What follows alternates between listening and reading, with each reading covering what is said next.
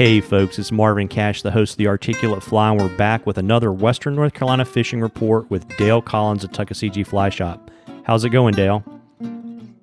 Doing good, Marvin. Headed to the house, just got done with a trip, had a fantastic day on the water, and looking forward to relaxing with the family this evening.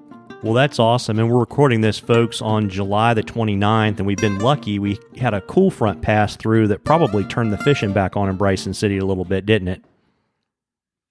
It did. The heat wave kind of came through that, had the East Coast under wraps, and, down eastern part of North Carolina and Atlanta area, Charlotte, you're hitting triple digits.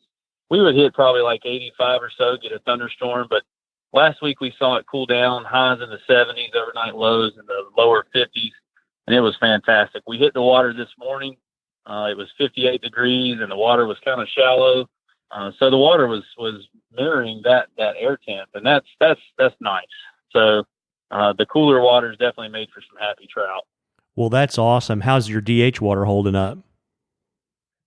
So I had a client the other day actually wanted to fish the Tuck just to learn some spots, and made expectations very clear that hey, it's delayed harvest. There's not going to be too many fish in there. But between 7 p.m. and dark, the dry fly bite came on. The fish were healthy.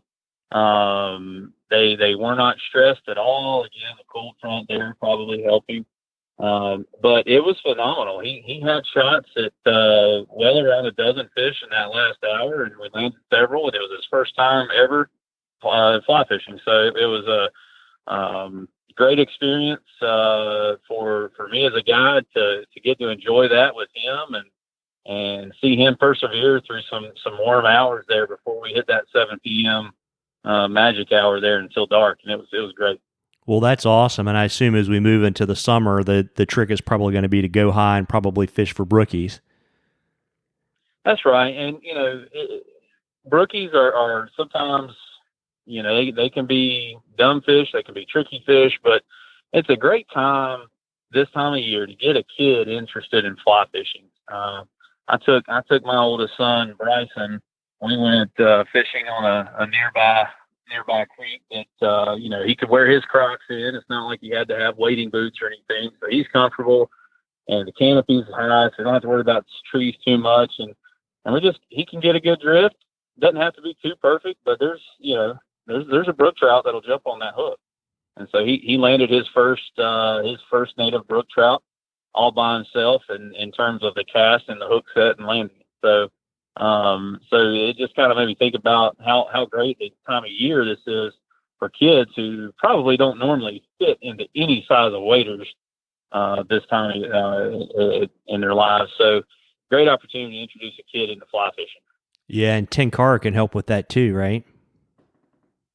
Absolutely. Yeah, even Bream Fishing on pond, it doesn't have to be a perfect cast.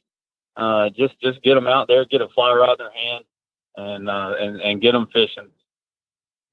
Well, that's awesome. And how's the smallmouth bite in your neck of the woods? Smallmouth bite is good. The streamers are really the ticket still right now. You can do and it's really just about all day. The topwater bite is certainly best in the mornings and evenings. And really when you're fishing for the smallies, really focus on that strip. Don't just strip. You want to give it some pause. It seems that is the most important thing that we've seen this season in our smallie fishing is that pause. And it's on that pause. It could be anywhere from 3 to 5 seconds. That pause is when we're getting our strikes on the streamers. So very important to remember that. Got it. Yeah, it's like them hitting on the drop too, right? That's right. Yes, absolutely.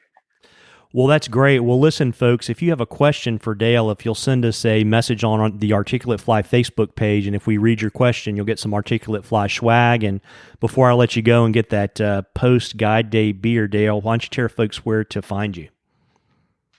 Sure. We are located downtown Bryson City at 3 Depot Street and downtown Silva, 530 West Main Street, and also on the internet at tuckflyshop.com.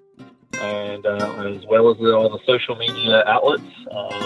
we try to take a few of the vowels out of the word for you. Just say tuck fly shop, and you can find us just about anywhere on the internet. Well, that's great. I really appreciate it. And folks, you owe it to yourself before it gets super hot again to go out and catch a few. Have a great evening, Dale. Thanks, Marvin. You too. Tight lines, everybody.